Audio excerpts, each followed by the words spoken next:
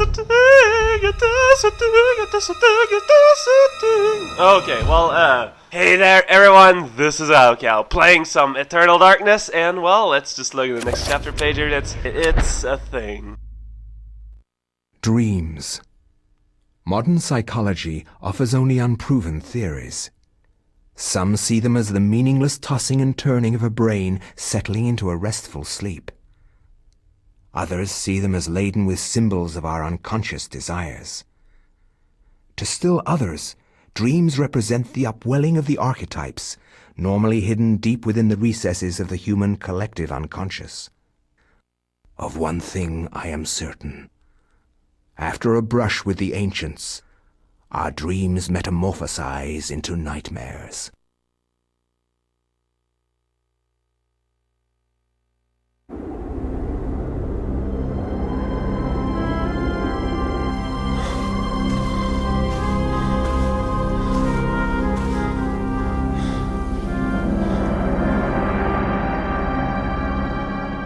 I have implored you for years, yet you ignore all my advances.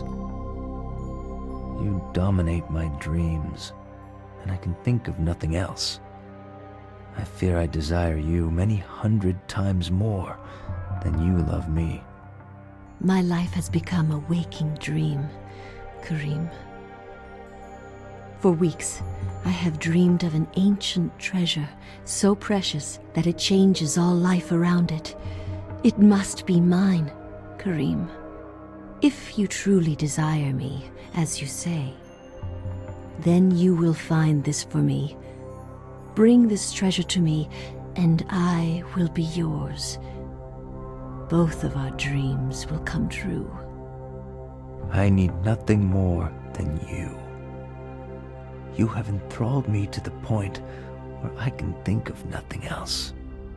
Promise, if I leave, you will not forget about me. You need not worry. I desire nothing more than the treasure that you seek. Leave now, Karim, and I shall await you.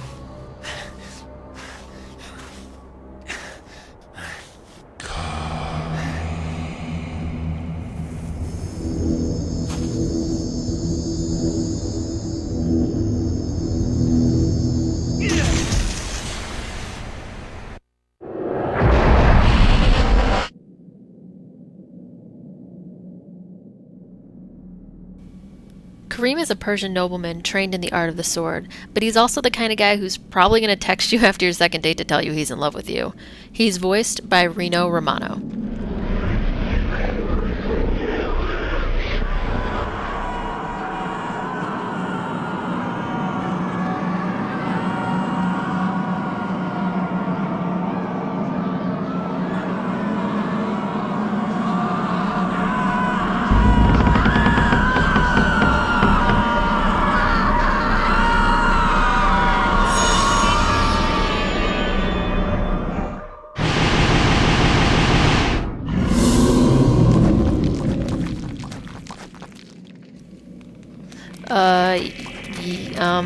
Yeah, no.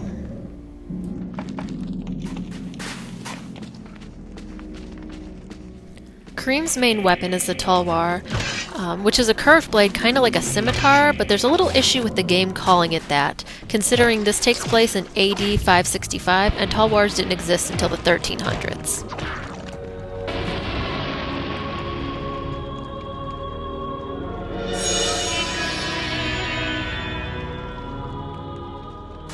Although his sanity and magic meters are pretty small, Karim's health meter is one of the longest in the games. It reflects the fact that he's young and well-trained.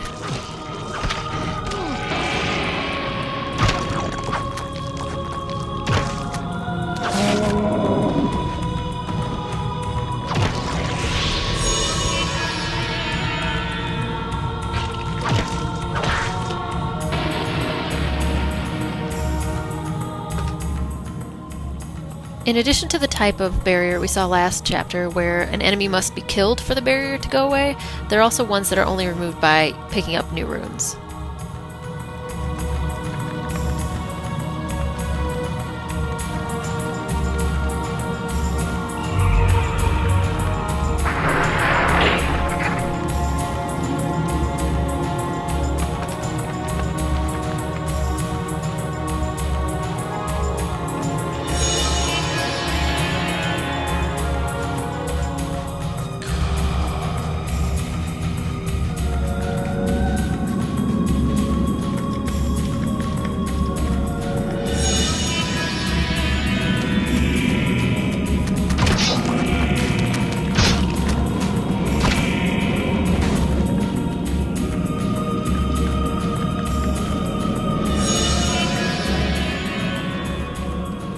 Smochnet again, get Mach. First, there's getting not your resistance, but so that's in your vote. There's an mirror, log, reflect me up, getting this out of the mobile with Mach. Next half finished, see if you're super, but I found it.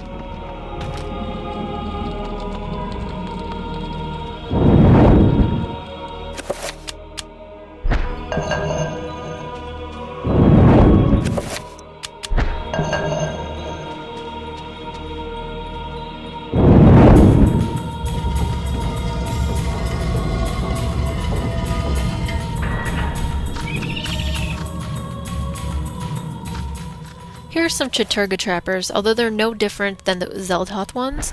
And Karim actually has some chakrams which you can throw at them to hit them from a long range in order to not let them use their powers on you.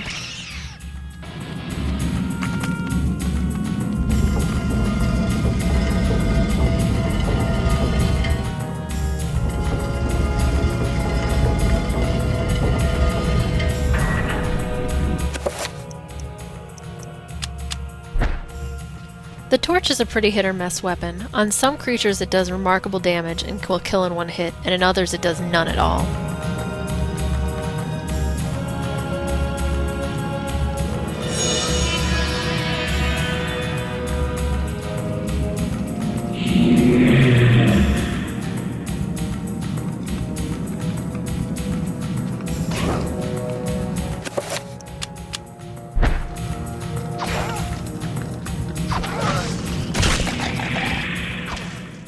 This little guy right here is a Chaturga Bone Thief. He just came from out of that dude's body and he wants inside of you.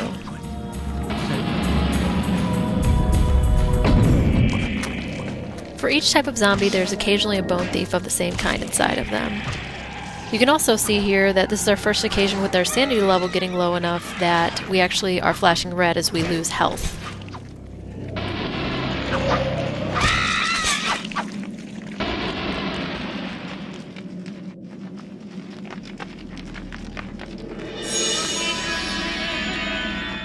You can take a guess as to what that spell scroll is going to do.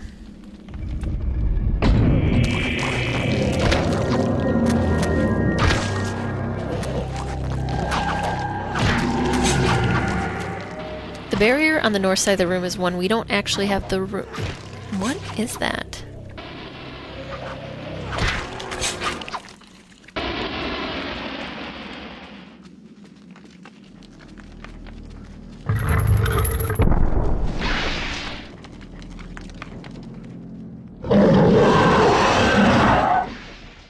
Ugh, gross. Get that stuff off my screen. Oh, there we go. Anyway, here's a Ulioth horror. Pretty much the same fighting technique as the other ones. You want to cut off the 3 heads and it's going to shoot lightning at you that's going to sap your magic.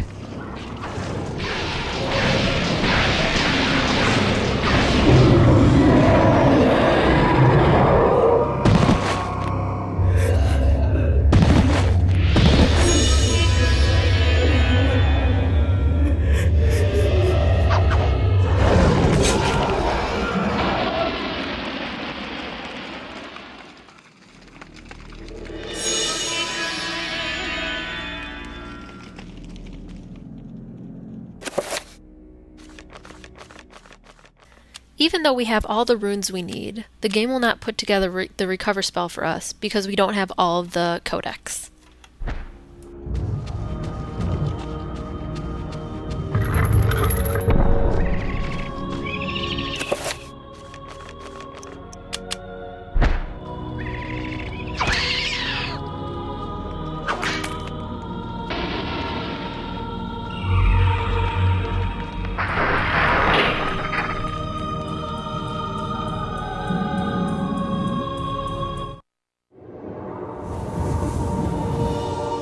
My dear Alex, I will always be at your side.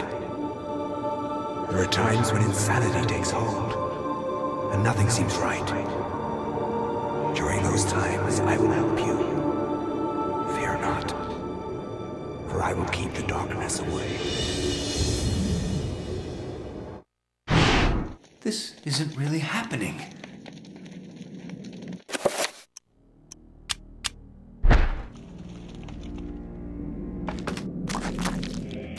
In addition to random sanity effects, there are also scripted sanity effects like the one we just saw. They occur in the same location every time you play through the game.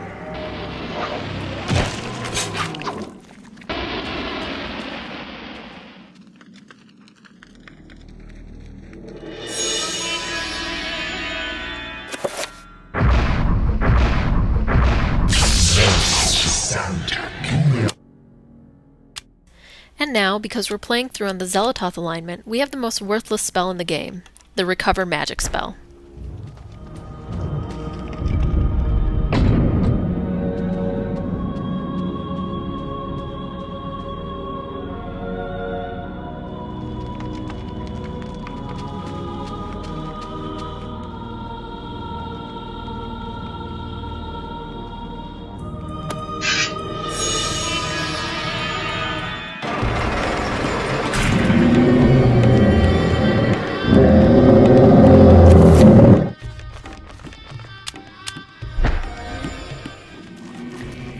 This is the first of 2 times in this game where something happens that you can call enemy waves, or I like to call boss rush, although it's not actually boss enemies.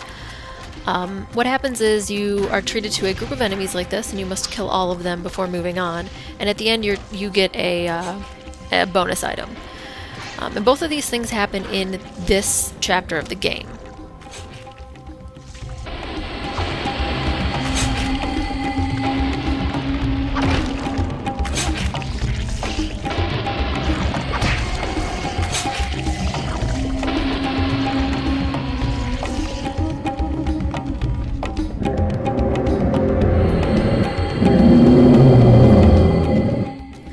The strategy for this on the Xelatoth path is going to be a little different than it would be on the others, considering you don't have a way of healing your sanity right now.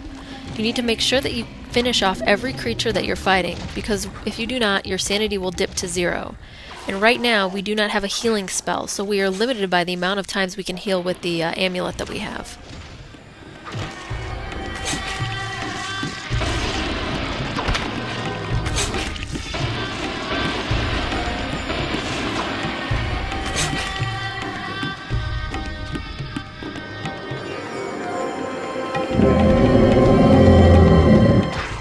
If you take into consideration how long it takes to beat both of these enemy rushes, you'll notice that this is pretty much the shortest chapter in the game.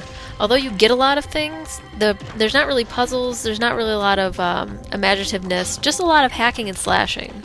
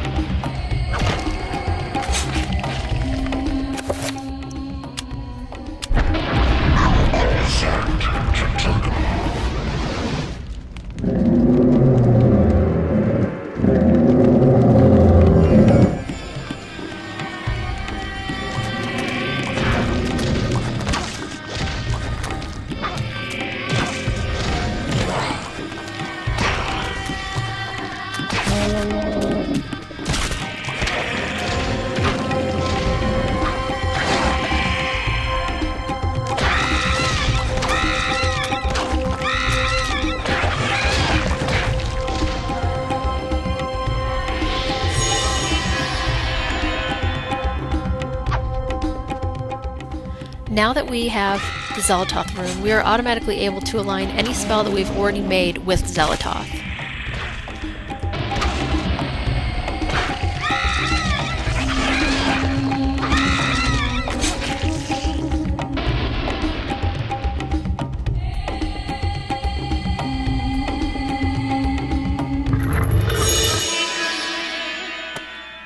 Because of the way characters react when injured, healing is always a good idea when you know you're going to be facing more enemies.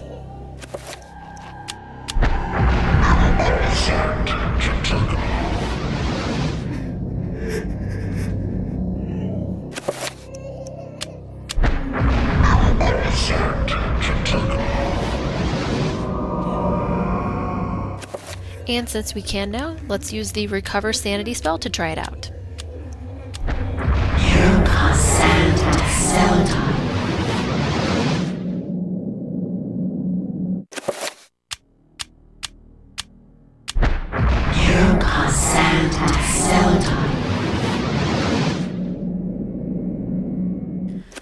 There are not a lot of places where it's safe to save the game. If anything can kill you in the room, you can't save. And sometimes you can't save anyway.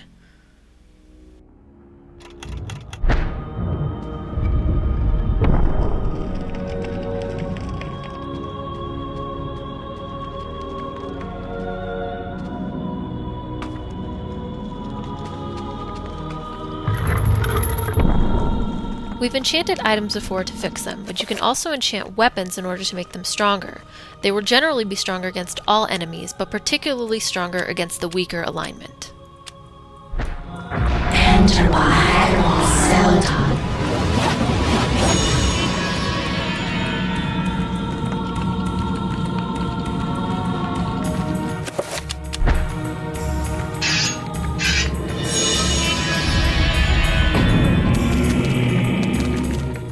Since our sword is equipped with the Zelatoth alignment, it will be stronger against these Ulyaoth zombies. And let's give these guys a chance to sing for once.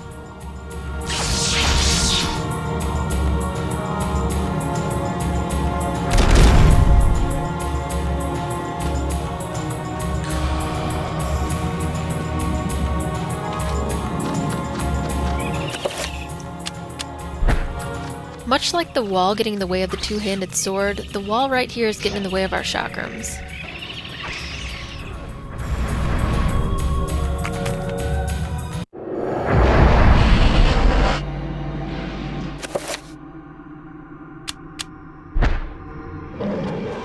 Here's a little addition to the Trapper universe. There's enemies in here now.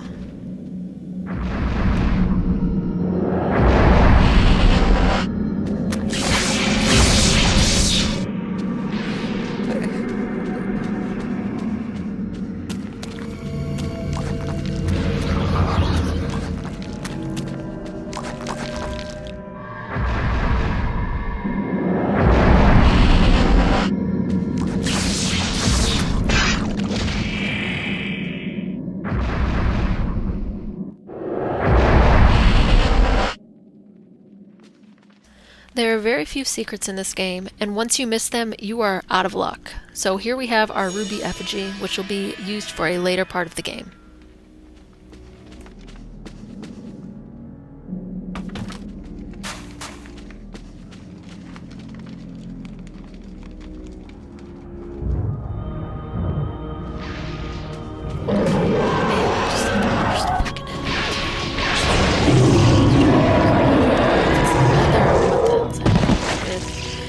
Pain in my ass.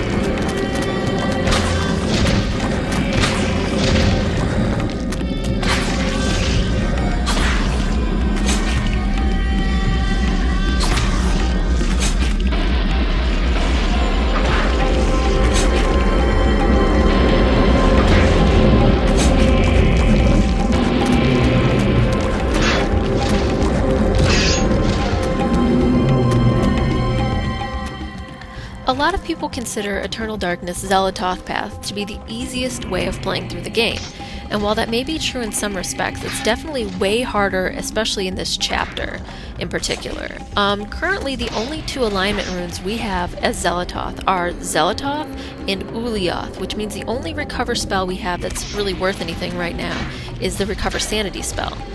Now, that can be a very helpful spell, however, right now the only healing we have is to heal with the amulet, which only has 5 times of being used, plus, as you may have noticed, it doesn't really do a lot of healing.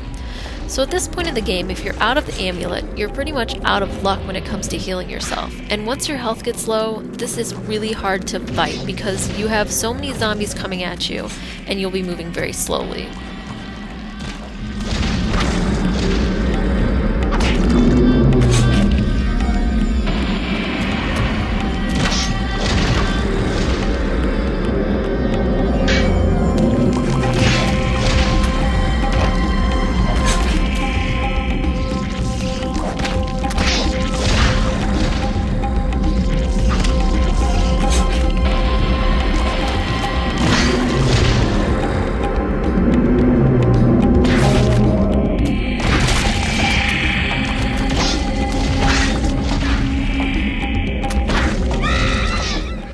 The enemies through this have been getting progressively harder. We started with Mantarok zombies, then Xelatoth zombies, then Xelatoth bone thieves, and finally a Xelatoth horror.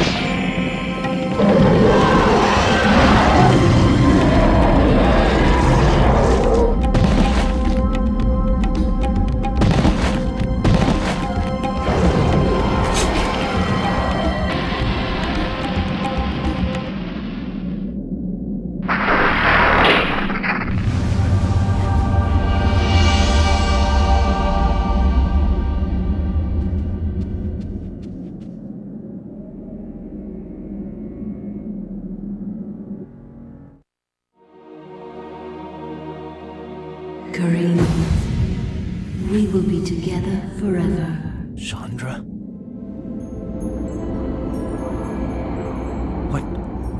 What happened to you? Things change, my dear Karim. But even though my body is ravaged, I await you. Who did this to you? You were gone so long. I gave myself to a nobleman with a jealous mistress. She had me dragged from my bed, and in cruel revenge, flensed with knives. As the last blades were drawn across my body, and my blood cooled upon the floor, she cursed that I would only be with another in death. So much for thinking only of me. I should never have left. I have seen my folly, and have already paid dearly. I see so much more now. In death, I know the true value of the artifact which I asked you to find. And it is not for us to possess. If we are to be together again, you must make a sacrifice. Only when that is complete will we be together. Sacrifice? Why should I do anything for you? You lied to me. Betrayed me. And you really don't look so good anymore. You must forget the past. Despite who you are now, you will also become something more, just as I have. But the sacrifice must be made.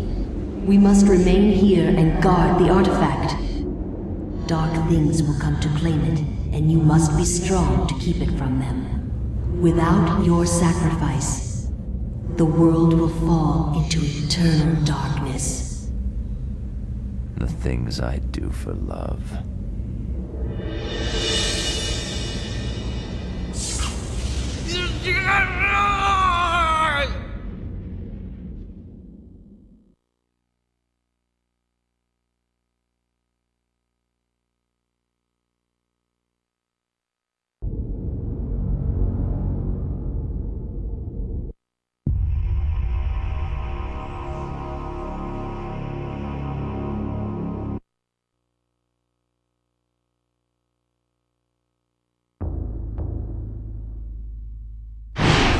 This can't be happening!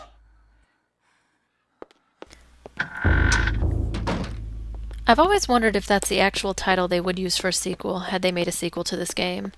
The developers have talked about it before, but since it's been such a long time, I doubt that it's actually going to happen.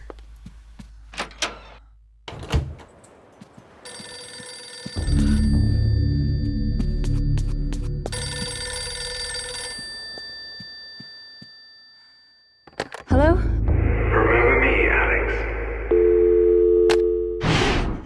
This isn't really happening!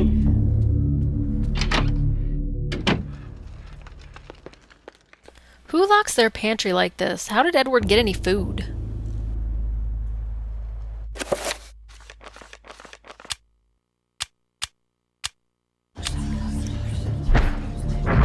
enter by Seldon.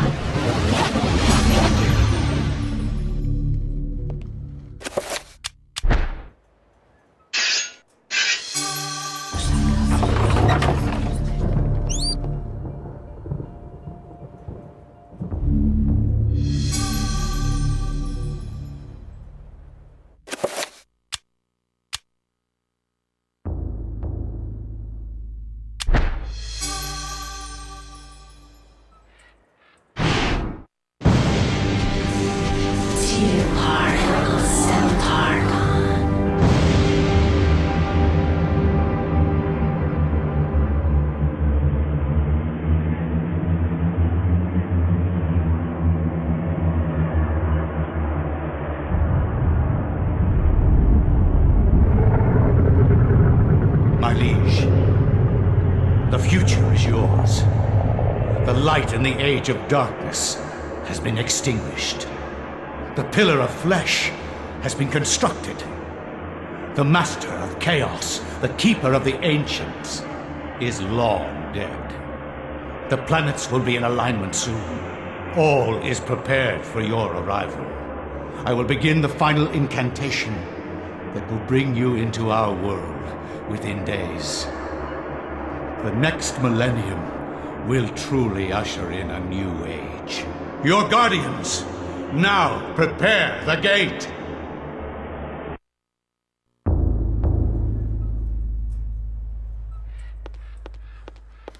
Alright, well, that's it for today, so see you guys.